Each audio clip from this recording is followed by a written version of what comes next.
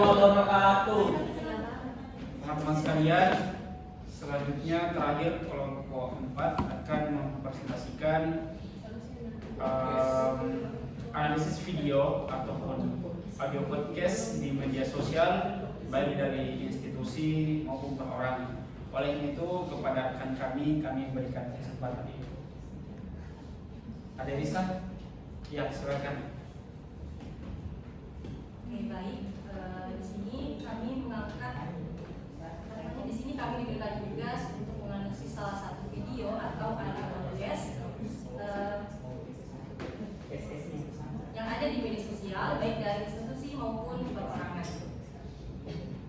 Nah, adapun kekuatan dari video analisis yang pertama dari kualitas produksi profesional. Di sini yang pertama audionya jernih dan visual menarik meningkatkan keterlibatan pemirsa. Kemudian tata letak profesional dengan garis grafis pendukung. Lalu yang kedua narasumber berpengalaman. Yang pembicara berasal dari latar belakang dosen. Kemudian studi kasus nyata membahas pendidikan kewarganegaraan. Nah, untuk peluangnya yang pertama tren kerja hybrid. Yang pertama sini konten tentang kolaborasi digital relevan dengan meningkatnya kebutuhan kerja jarak jauh. Kemudian potensi kolaborasi dengan platform seperti Zoom atau Trello untuk demo alat kolaborasi. Nah, kemudian ekspansi konten membuat serial video lanjutan untuk menjangkau audiens lebih luas. Selanjutnya kelemahan dari video yang kami analisis yang pertama batasan bahasa. Konten hanya dalam bahasa Indonesia tanpa subtitle, membatasi akses audiens internasional. Lalu tempo yang lambat juga di sini menjadi salah satu kelemahan dari video yang kami analisis. Lalu ancaman yang terdapat dalam video tersebut juga yang pertama persaingan ketat, banyaknya channel YouTube yang membahas topik serupa dengan pendekatan yang lebih dinamis. Lalu perubahan algoritma di mana risiko penurunan jangkauan jika YouTube memprioritaskan konten pendek atau short form seperti TikTok. Nah, adapun jenis-jenis teknologi yang ada di dalam video yang kami analisis yang pertama adalah televisi, kemudian laptop, mikrofon, kamera, dan juga platform YouTube. Selanjutnya jenis multimedia yang ada yaitu teks, kemudian audio, gambar, dan juga video. Kemudian kekuatan dalam teknologi dan multimedia yang digunakan yang pertama teksnya. Di sini keunggulannya yang pertama memudahkan pemirsa memahami informasi dengan lebih jelas. Kemudian cocok untuk mendukung pemirsa yang memiliki keterbatasan pendengaran dan juga memperkuat poin-poin penting agar lebih mudah diingat. Lalu untuk audionya yang pertama meningkatkan daya tarik video dan membuatnya lebih menarik secara emosional. Suara narasi membantu menjelaskan informasi dengan lebih jelas dan rinci. Lalu efek suara memberikan pengalaman yang lebih imersif. Kemudian gambarnya membantu visualisasi konsep yang sulit dijelaskan dengan kata-kata saja. Lalu grafik atau infografis mempermudah penyampaian data secara ringkas dan menarik. Lalu ilustrasi atau foto dapat menambah estetika dan memperkuat pesan dalam video. Untuk video, keunggulannya di sini memberikan pengalaman yang lebih nyata dan interaktif bagi penonton, lalu lebih menarik dibandingkan hanya teks atau gambar statis, dan bisa digunakan untuk menunjukkan proses demonstrasi atau kejadian secara langsung. Baik, saya akan melanjutkan pemaparan materi yang kami ingin bahas. Kelemahan dan kekurangan teknologi dalam multimedia yang digunakan.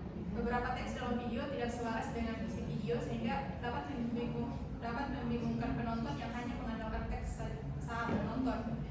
Peluang integritas teknologi dan multimedia yang digunakan ke dalam pembelajaran di Indonesia. Jika teknologi dan multimedia seperti televisi, laptop, mikrofon, kamera, dan platform YouTube digunakan dalam pembelajaran di Indonesia, peserta didik dapat memperoleh pengalaman belajar yang lebih interaktif dan menarik. Mereka dapat mengakses materi kapan saja melalui edukatif yang tersedia di YouTube. Penggunaan multimedia juga membantu peserta didik dalam memahami konsep yang kompleks melalui visualisasi yang lebih jelas. Selain itu, teknologi ini mendukung pembelajaran jarak jauh dan hybrid, sehingga peserta didik di daerah terpencil tetap dapat menerima pendidikan yang berkualitas. Dengan pemanfaatan yang optimal, teknologi dan multimedia dapat meningkatkan efektivitas dan inklusivitas pembelajaran bagi peserta didik. Kemudian ancaman dan tantangan.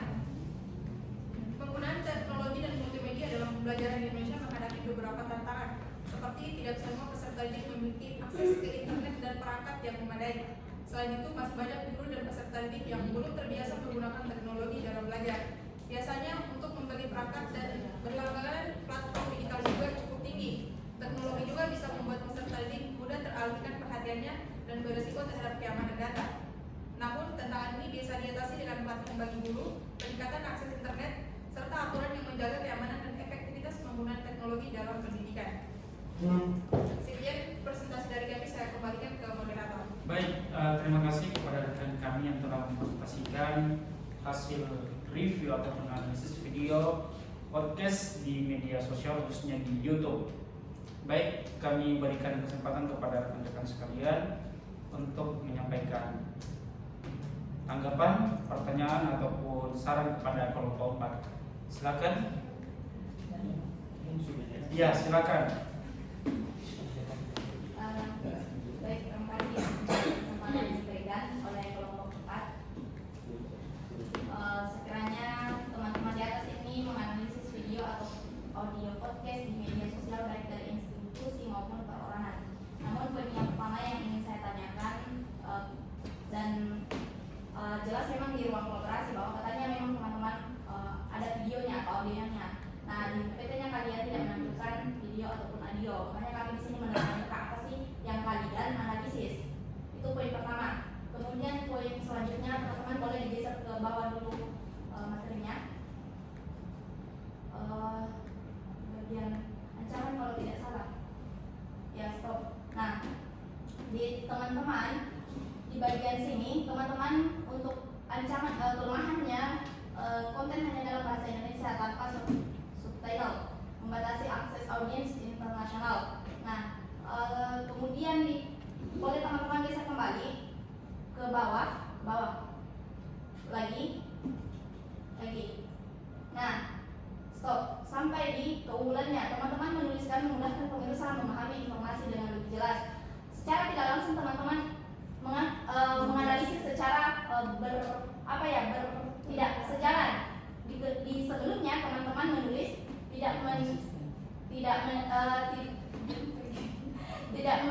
katanya tidak menuliskan subtitle. Nah, kemudian di keunggulan teman-teman menuliskan bahwa ini memudahkan pemirsa untuk memahami informasi dengan lebih jelas. Secara tidak langsung ini kan persinggungan. Nah, selanjutnya lagi saya tidak bisa poin di video yang kalian analisis ini seperti apa. Kemudian ada 2 analisis yang kalian angkat. Analisis pertama itu terkait video dan ini kan analisis untuk ada atau kan di poin di atas dulu. Bisa mungkin kita tampilkan videonya dulu supaya arah pertanyaannya juga bisa lebih terarah. Oke, boleh.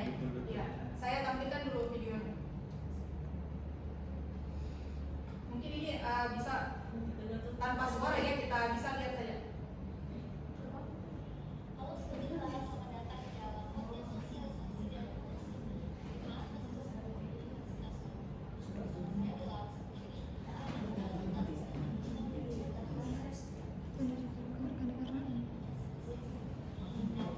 Oke, saya rasa kalau kita menonton video akan memakan waktu yang cukup lama. Jadi, nah kami di sini sudah mendapatkan bagaimana yang kalian analisis. Jadi, oke. Nah itu yang poin pertama kan sudah ditampilkan. Poin yang kedua itu adanya menurut saya adanya ketidaksinambungan. Nah, pertanyaannya, nah kan teman-teman yang kalian angkat bagaimana ini berbicara soal dosen. Nah kan kita sebagai calon guru, yang namanya kita peserta didik. Saya ingin mau bertanya, kira-kira bagaimana kita sebagai calon guru ini untuk mengimplementasikan kemudian ke peserta didik? Paham? Karena kan ini yang dibahas adalah dosen. Oke lah, dosen diterima di perguruan tinggi akan mudah dipahami oleh anak-anak yang kuliah. Seperti kami akan mudah. Tapi kira-kira bagaimana ketika diintegrasikan kepada sekolah? Utamanya kita kan di sini sebagai calon guru profesional. Nah, ketika ini kita integrasikan ke dalam sekolah tersebut, kira-kira bagaimana? Apakah ini akan memudahkan peserta didik? Jangankan ini podcast, menonton YouTube saja itu kadang-kala kembali ke karakteristik peserta didik itu yang beraneka ragam. Tidak semua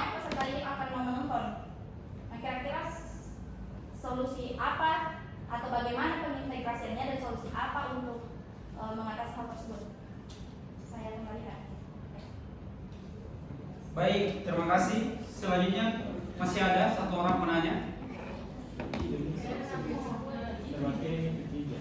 Ini mau banyak mau Sudah dekat waktu dulu.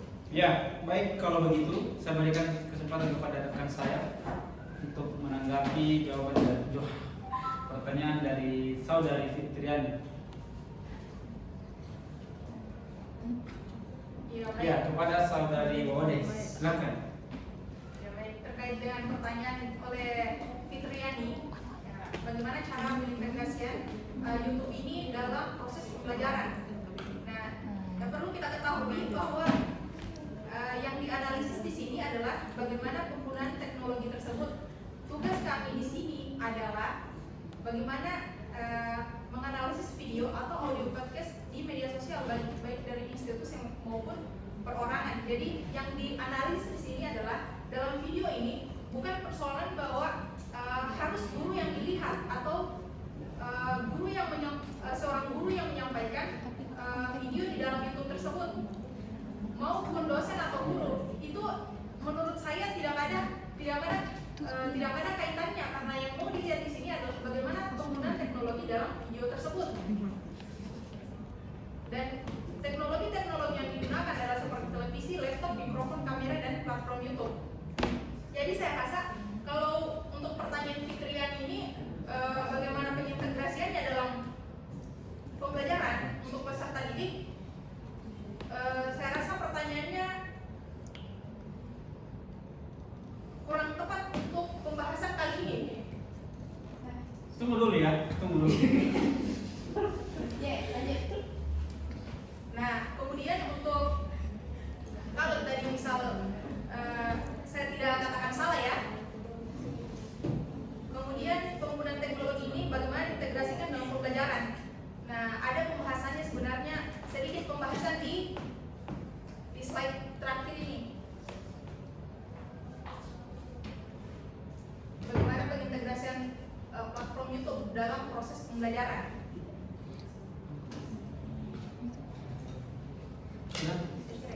Ya, mungkin saudari Ade ada mau ditambahkan, khususnya di bagian tadi ya, ada ini yang keunggulan sama apa ya tadi? Iya, itu kelemahan atau ancaman ya sebenarnya.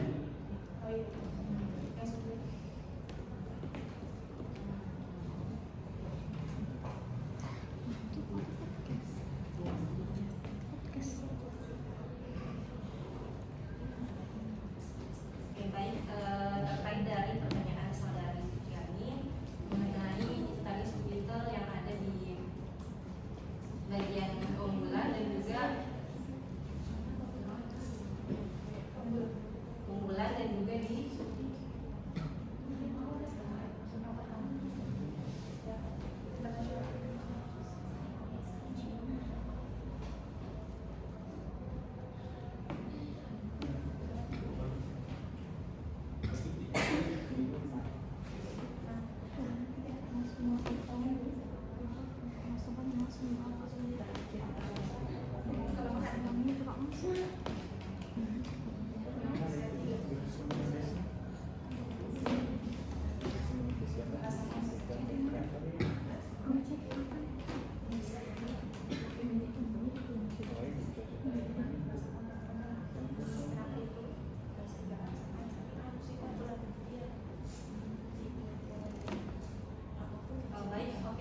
pertanyaan dari saudari Fitriani terkait dengan subtitle itu kesalahan memang itu dari kami, karena sebelumnya pada saat penayangan video YouTube itu di YouTube ada fitur untuk mengaktifkan subtitle. Jadi pada saat penayangan kami melihat ada subtitle, namun pada saat pengerjaan tugas teman kami yang mengerjakan itu tidak mengaktifkan fitur subtitle. Jadi seperti itu.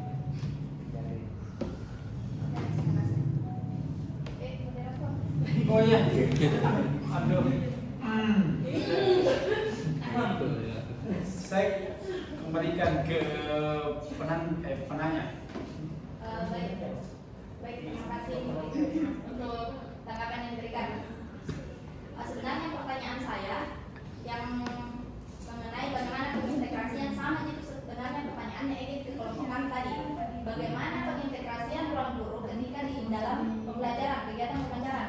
Nah, yang saya juga pertanyakan tadi, bagaimana pengintegrasian? Kan teman-teman secara umum juga di sini membahas terkait podcast, ya kan? Tidak ada pengintegrasiannya ke kegiatan pembelajaran. Jadi saya kira-kira yang kedepannya, lagi-lagi saya tekankan, kira-kira kedepannya kita sebagai calon guru ini bagaimana mengintegrasikan ini? Sama tadi seperti pertanyaannya Igit di kami. Kami cuma menampilkan secara umum fitur ruang guru, tapi mereka meminta bagaimana sih contohnya, karena kan ini mata kuliah teknologi ini kita harus menerapkan teknologi baru. Nah, salah satu bisa diterapkan dari sini ya, bisa melalui podcast. Nah, pertanyaan saya bagaimana? Jadi mungkin itu tadi. Baik, terima kasih kepada penanya. Silakan kepada rekan-rekan kami untuk menjawab.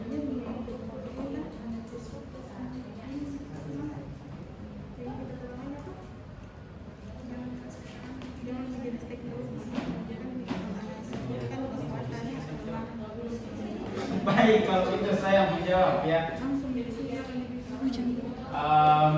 Bagaimana sebetulnya mengintegrasikan podcast di dalam pembelajaran? Begini ya teman-teman, asumsi dasar yang ingin saya bangun di sini bahwa setiap media, setiap project, setiap kemudian sesuatu yang muaranya peningkatan selain kualitas dan juga kualitas keaktifan peserta didik itu dapat diintegrasikan dalam pembelajaran. Artinya apa? Walau beberapa penelitian yang saya lihat ada kemudian model VCT ya clarification, ada ini VCT berbasis YouTube. Nah, artinya kalau podcast ini ya boleh, misalnya begini. Dalam pembelajaran kita gunakan project misalnya problem based learning. Ya. Problem based learning dalam penggunaan sintaksnya. Tapi dalam sintaksnya itu kita masukkan di situ atau berbasis podcast. Ya, begitu. Jadi tetap model pembelajaran yang digunakan adalah PBL, ya, dan kemudian diintegrasikan dengan podcast. Artinya pembelajaran siswa itu menggunakan podcast begitu. Bukan podcastnya yang mau dikaji, tapi peserta didik yang kemudian praktik kelompok podcast begitu. Ya, jadi semata-mata bukan dalam kelas itu, ya, peserta didik melihat video podcast, baru dia analisis tidak. Tapi seorang guru atau pendidik dialah yang kemudian sebagai fasilitator dalam pembelajaran itu untuk kemudian membagi setiap kelompok dan memberikan sebuah kasus. Misalnya pendidikan, iya, satu kelompok itu dia di depan kelompok seolah-olah boleh misalnya dalam kelas dia perhatikan atau dia diberikan penugasan terkait itu, kemudian dia kerjakan di luar, lalu pada saat pembelajaran dimulai, dia kemudian tampilkan masing-masing karyanya. Oh, ternyata dia sudah melakukan podcast masing-masing. Sama contohnya pada saat semester 1, kita diberikan penugasan terkait podcast kan, walaupun ada juga semacam ini, reporter. Ada reporter, ada penanya, ada yang memberikan tanggapan, ada juga beberapa kelompok lainnya yang bentuknya podcast. Itu kan semua kan diintegrasikan. Baik boleh dilakukan dalam pembelajaran atau dalam konsep diberikan penugasan, lalu dia kerjakan di luar, barulah kemudian dipresentasikan saat pelaksanaan proses belajar mengajar. Saya pikir seperti itu. Dan banyak sekali penelitian-penelitian yang dilakukan oleh seorang magister, seorang kemudian calon doktor, itu menganalisis ini, bahkan seorang sarjana pun itu kemudian menganalisis, itu orang seorang peneliti loh, bukan kemudian dikaji lagi dari segi seorang gurunya, bagaimana kemudian dia interaktif dalam pembelajaran. Dan saya pikir seorang guru pasti tetap berorientasi supaya peserta didiknya aktif dalam belajar ya. Itu saya pikir tanggapan saya kembalikan kepada penanya.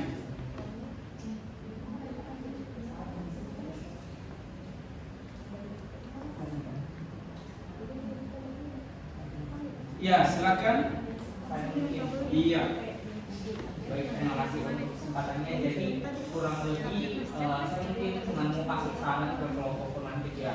Nah kalau dari apa yang saya baca di LMS di sini kan kita diarahkan untuk kelompok keempat di situ untuk menganalisis video atau podcast di media sosial baik dari institusi ataupun perseorangan. Nah di sini kan fokusnya di ruang kolaborasi adalah bagaimana kita menganalisis sebuah video untuk dilihat bagaimana pengintegrasian teknologinya, teknologi dan medianya dalam proses pembelajaran itu. Nah, dari apa yang ditampilkan mungkin dari kelompok 4 ini, saya rasa agak sedikit tidak tepat podcast yang diambil karena di situ seharusnya alangkah lebih baiknya ambil di podcast di mana guru menjelaskan soal pengintegrasian media pembelajarannya ataupun peserta didik itu sendiri, karena ini mau diberikan contoh pengintegrasiannya dalam proses pembelajaran. Dan di sini yang kita bahas itu saya lihat secara umumnya harusnya kita itu fokusnya menganalisis video pembelajarannya, karena ada beberapa yang mau kita centang di bawah ini, kayak misalnya jenis teknologi yang digunakan dalam podcast itu seperti apa,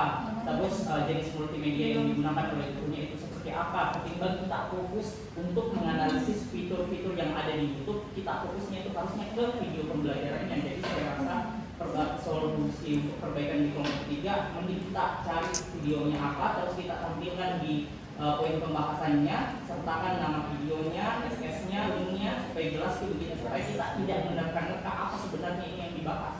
Saya rasa itu. Oke, baik, terima kasih ya. Saya pikir juga tanggapan daripada Egit ini kurang tepat rasanya, karena apa ya, terlalu menyamakan setiap penugasan. Ya, padahal sebetulnya yang dicari di situ di tugas 4, mohon maaf, itu adalah sebuah video atau ada podcast di media sosial. Dan kelompok kami memilih itu adalah yang tadi. Ya, kita memilih itu. Artinya apa? Hasil pilihan itulah yang kemudian kita kaji. Dan tentu tidak serta-merta harus disamaratakan semua. Bahwa kita harus video pembelajaran terus.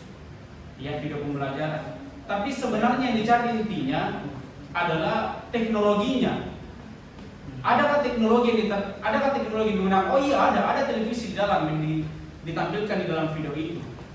Itu yang pertama. Oh iya, yang kedua apa? Ada mikrofon, ya. Ada mikrofon yang digunakan oleh baik moderatornya maupun si penanggap. Kalau mau diintegrasikan dalam pembelajaran, saya pikir itu adalah hal teknis. Hal teknis itu karena bisa kita terapkan dalam pembelajaran. Karena begini, apa ya? Ini kan sebuah institusi, kampus, ya. Kita pilih kampus di situ. Toh iya, kalau diberikan sarannya saya sepakat.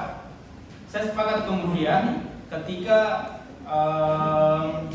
kita ambil misalnya apa ya, di sekolah boleh, tapi saya pikir tidak ada salahnya juga untuk kita ini ambil di kampus.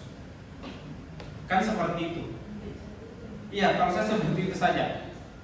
Iya, silakan. Jadi saya rasa saya agak tidak setuju dikatakan mau menyamaratakan. Saya tidak bermaksud untuk menyamaratakan, tetapi saya berpatokan pada perintah LMS. Kalau kita lihat ruang kolaborasi, di situ disuruh bekerja secara kelompok untuk melakukan analisis SWOT terkait dengan pengintegrasian teknologi dan media pembelajaran.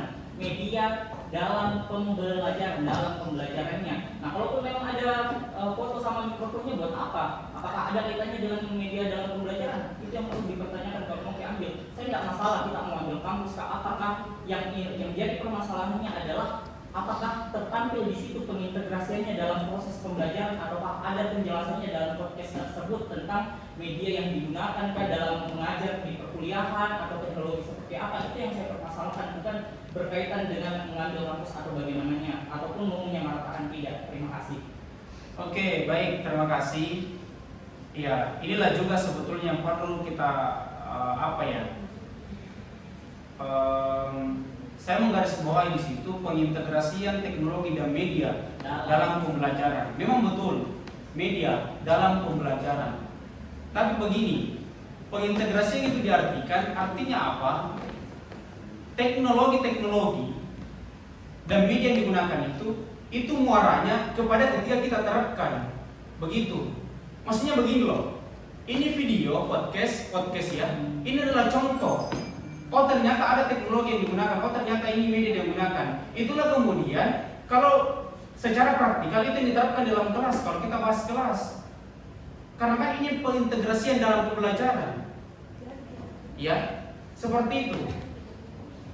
Karena yang mau kita lihat di dalam video ini bukan sementara praktik belajarnya, tapi ternyata ada teknologi dan media, dan ternyata teknologi dan media itu kita bisa terapkan saat pembelajaran tersebut.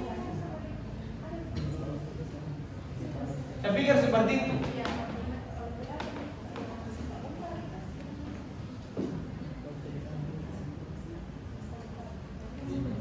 Iya, saya kembalikan kepada penanya. Kalau saya, Iya. oke, kalau saya sebenarnya bukan penanya tapi pemberi tanggapan Ji. Jadi kalau kembali saya tetap juga sama pandangan saya. Kalau bagusnya seperti itu, solusi paling simpelnya cukup kita tambahkan saja media yang kita video yang kita analisis, terus linknya, terus kita perbaiki kontradiksi yang bilang tadi Fitri antara kelemahan dan ancamannya itu yang tidak sinkron, ada ketimpangan, itu di solusinya simple. Jadi ya nggak mesti sebenarnya video pembelajaran, karena kan kalau dalam podcast itu kebetulan pernah podcast, dan di podcast itu memang kita membahas, menjelaskan. Nah itu sudah termasuk nih, karena kita bisa menjelaskan bagaimana sih kita mengintegrasikan media dan teknologi, itu sudah bisa kita analisis videonya, tidak perlu dipraktekkan dalam podcast, karena memang relevansinya itu podcast bukan mempraktikkan tapi menjelaskan, membahas suatu topik. Saya rasa seperti itu. Oke. Baik, untuk memperjelas juga kembali tadi pertanyaan dari Fitri, ada ketidakselarasan ya antara kelemahan dan juga keunggulan yang dituliskan. Padahal sebetulnya yang dituliskan di kelemahan di atas itu subtitle internasionalnya. Ya, memang kalau misalnya di YouTube kan ada otomatis, tapi sebetulnya ini hasil bahwa analisis yang saya lihat, karena kebetulan saya ngerjain ya weakness-nya, kelemahannya. Ya, saya melihat bahwa ini orang berbicara bahasa Indonesia saja. Kan orang-orang di luar itu kan seperti itu. Pasti dia ada subtitle bahasa lainnya. Bayangkan video kartun saja itu berbahasa lainnya banyak sekali. Apalagi kalau ini kita bahas terkait untuk kemudian kita lihat saja subscribernya, mohon maaf, itu hanya 300, padahal ini kampus loh. Artinya inilah perlu supaya ini go internasional. Bahwa ternyata kampusnya dikenal. Ya bagaimana caranya? Ya harus ada subtitle bahasa Inggrisnya lalu. Oke, itu saja Pak Ustaz. Saya kembalikan, bagaimana teman-teman? Iya. Nah, yang saya tadi yang soal kelemahan dan keunggulan, teman-teman katakan tadi itu subtitle yang ada di YouTube. Kan subtitle yang ada di YouTube. Nah, teman-teman yang seharusnya teman-teman analisis itu isinya yang di podcast, bukan persoalan subtitle YouTube-nya. Kan yang teman-teman akan di sini terkait podcast. Berarti yang dianalisis adalah isi daripada videonya, bukan isi daripada aplikasi yang di mana itu video berada. Karena sudah tadi kan teman-teman jelaskan bahwa kalian angkat soal podcast, tapi tadi juga teman-teman katakan bahwa yang menjadi kelemahannya ini adalah subtitle yang ada di YouTube. Ya kan? Oke, ini kita harus menggarisbawahi bahwa ternyata di video itu tidak ada subtitlenya. Ya. Dan kalau orang Indonesia yang menyimak itu video pasti paham sih. Iya. Saya begini teman-teman, bukan mau memberhentikan teman-teman, tapi pertama, waktu kedua ini sudah bukan di pembahasan. Saya rasa ini saling klarifikasi apa maksud Anda dan apa maksud mereka. Jadi saya rasa tidak ada ujungnya kalau begini. Iya. Oke, terakhir untuk kesimpulannya, saya pikir kesimpulan ya. Kesimpulannya ada. Baik, adapun kesimpulannya bahwa penggunaan teknologi dan multimedia dalam pembelajaran seperti televisi, laptop, mikrofon, kamera, serta platform di YouTube itu tentu memiliki banyak keunggulan ataupun kelemahannya. Tapi yang paling terpenting adalah bagaimana kemudian keunggulan ini dapat meningkatkan interaktivitas dan juga daya tarik dari pembelajaran yang akan kita terapkan nantinya. Multimedia berupa teks, audio, gambar, dan video membantu peserta didik memahami materi dengan lebih jelas melalui visualisasi yang menarik dan mendukung berbagai gaya belajar. Namun ketika kemudian kita kaji terkait beberapa kelemahannya, ya tentu itu dilihat daripada isi teksnya, isi video, ya yang tentu bagaimana kemudian menarik simpati daripada para penonton itu tersebut. Tapi meskipun demikian, peluang pemanfaatan teknologi ini sangat besar teman-teman sekalian. Apalagi kita akan memasuki era society 5.0, era di mana teknologi dan manusia menjadi satu. Maka tentu suatu keharusan like and dislike, kita harus lebih interaktif terhadap teknologi. Itu mungkin. Dan terakhir, setiap kemudian review yang kita lakukan, artinya itu adalah bentuk pertanggungjawaban kita. Adapun kemudian tanggapan dari teman-teman, saya pikir itu adalah suatu kemudian membangun yang namanya suasana interaktif dalam kelas. Ya, demikian. Semoga kiranya sebentar kita ada acara. Ya baik, demikian. Assalamualaikum warahmatullahi wabarakatuh, dan kami kembalikan kepada